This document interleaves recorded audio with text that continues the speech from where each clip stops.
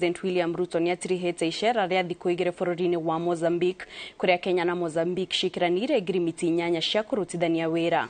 Ngirimiti ici nĩ hamwe na kũhingũrĩra mũingĩ wa mabũrũri maya merĩ mĩeke ya kũhũra biacara, gwĩtĩkĩria matereba a Kenya matwarithagie ngari Mozambique makĩhũthĩra marũa ma Kenya gatagatĩ-inĩ ka ũiguithanio ũngĩ.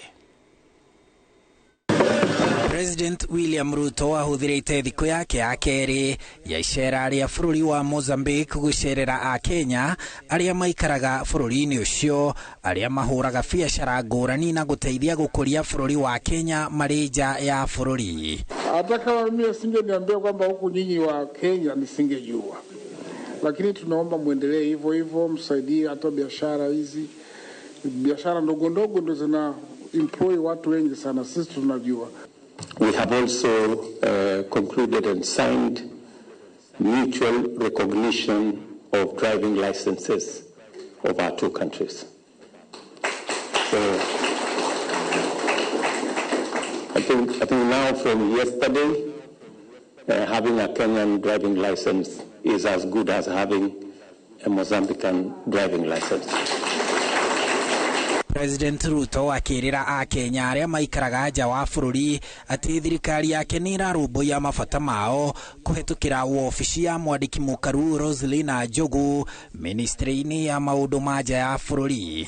I have detailed assignments for her on export of labor, increasing remittances, making sure that we provide consular services, making sure that we can have access to government services, especially using the digital platform.